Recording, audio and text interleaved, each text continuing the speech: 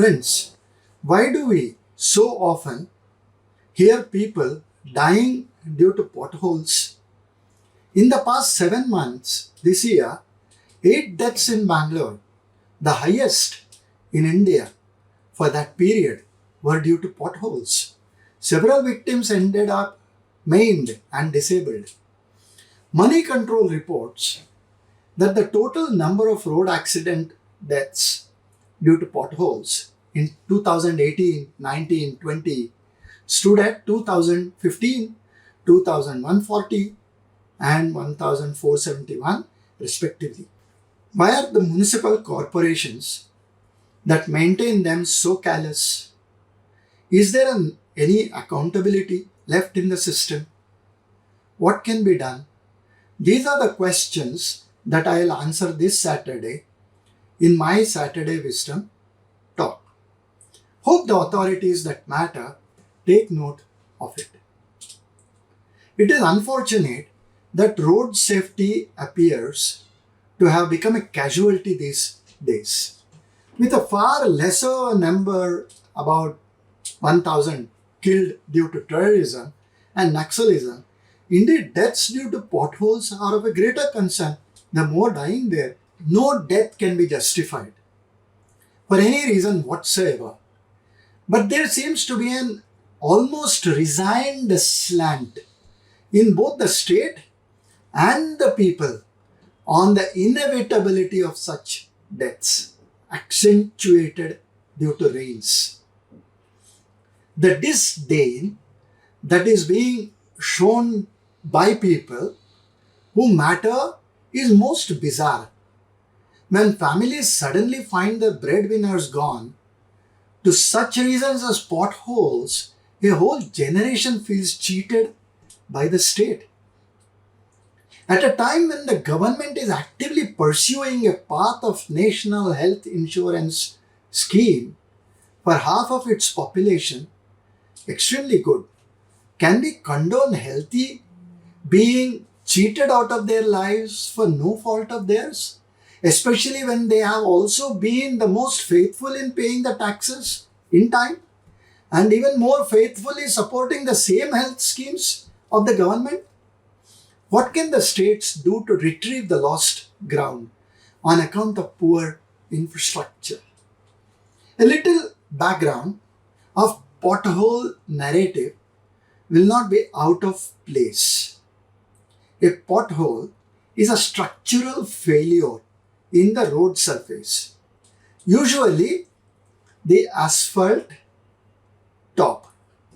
According to the US Army Corps of Engineers, a pothole formation requires two factors to be present at the same time: water and traffic. Water weakens the soil beneath the pavement, while traffic applies the loads that stress the pavement past the breaking point. Potholes form progressively from fatigue of the road surface, which can lead to a precursor failure pattern known as crocodile or alligator cracking.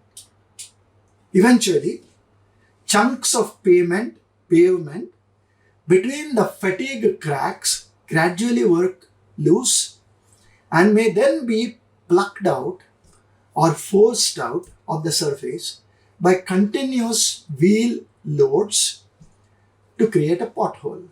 Potholes may also result from insufficient surface thickness. When you build roads, insufficient surface thickness to support the traffic during freeze and thaw periods without localized failures, insufficient drainage, failures at utility trenches and castings like a manhole, and drain castings and road surface defects and cracks left unattended and unsealed so as to admit moisture and compromise the structural integrity of the road surface. Potholes are not an Indian problem alone. They are a global problem. About $3 billion is wasted annually in the US repairing pothole damage to vehicles.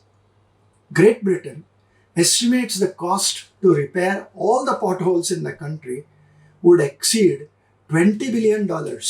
No, but what really bothers is the criminal negligence in our country, where not even an entire budget assigned is fully utilized for repairs. Hindustan Times reports that the civic body in Mumbai had a budgetary provision of 14,500 crore rupees for repairs and reconstruction of roads a few years back, of which only 11,000 crores was spent. Subsequently, further sum of 5,000 crores was allotted. So, effective use of the finances allotted must be made. So, what has happened to the money spent? Probably spent for poor workmanship, for poor quality of material, and extremely poor oversee inspection. Additionally, blown tires, broken axles add to the pain and loss of resources and time. The grave danger that potholes present to cyclists and other two-wheelers is extremely costly, both in terms of money and people. Unlike the West, where municipalities that fail to fix hazardous potholes face many lawsuits, hardly any is filed or anyone punished in our country. Lives lost to human negligence, apart from all the money washed away in the rains, is certainly neither good governance nor good politics. Further, is it not a breach of trust between the citizens and its governors? Despite the painful annoyance, gigantic costs, and even loss of life, pothole repair technology has been as frustrating as the potholes themselves. Road crews toil away, pouring asphalt into broken concrete, which is an expensive and a temporary solution at best. We need to explore all the avenues to fix the pothole menace. Fitting potholes with paver blocks, which the civic bodies had done away with a few years ago, is not a done thing anywhere in the world. But we seem to make an extensive use of this method. Paver blocks tend to get dislocated from their slots, making the roads and footpaths uneven, becoming dangerous to both pedestrians and the vehicles. Asphalt patches are made of mix of limestone, quartz, and petroleum solvent, and a petroleum asphalt base. Together, these ingredients create a fast drying, long lasting product that holds up against heavy traffic. These are used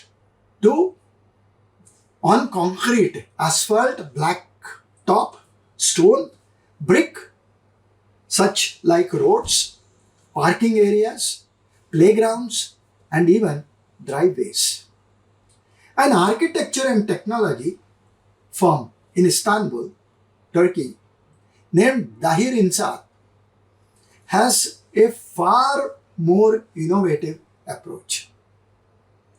Their invention is a fully contained pothole crushing powerhouse. It's a complete machine. The large truck uses artificial intelligence, internet-enabled sensors, machine learning, and advanced robotics to fill potholes efficiently. Complete use of technology. Instead of filling in the hole, this massive equipment precision cuts out the pothole and an area around it as if it were extracting a cancerous tumor. The machine vacuums up excess materials, sucks out excess materials, leaving a clean hole of exact size. Next, its robotic arm grabs a pre-made concrete plug from onboard and inserts the plug with the accuracy of a surgeon. The plug materials expand once in place to create a form-fitting bond, exactly fitting the cut hole. As if the pothole never existed, the machine can repair potholes in less than 2 minutes at a cost savings of 500% versus the traditional repairs. The precision plugs will outlast typical poured asphalt solutions by years and also provide a smooth ride for motorists compared to the uneven patchwork that we seem to excel in today. With a new speed, precision, and quality, potholes could be diminished most effectively. Going forward, there are commercial patchers available which can do everything, including cleaning the surface to be patched, spraying tack coat onto the surface, combining aggregate and hot asphalt to fill and repair, and finishing the job with a final coat of dust coat of aggregate.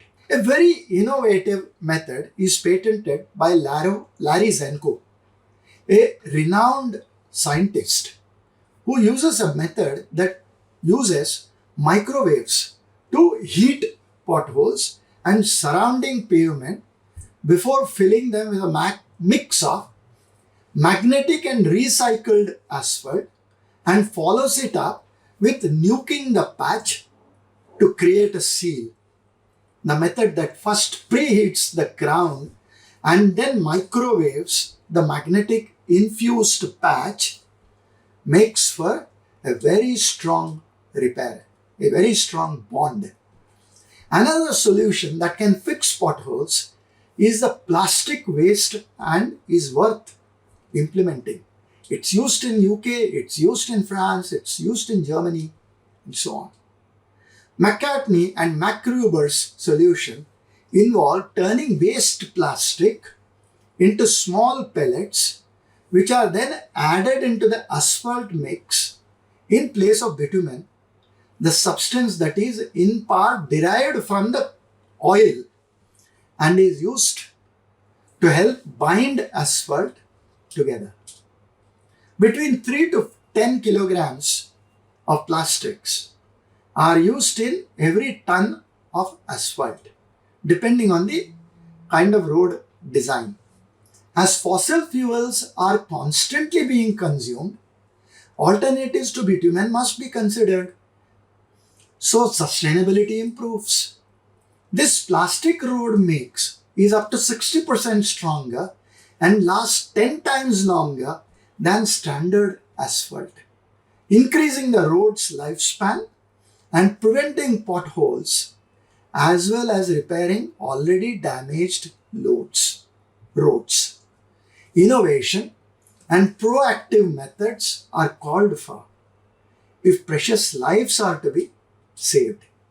Let's stop wasting time patching our potholes in the same old school manner.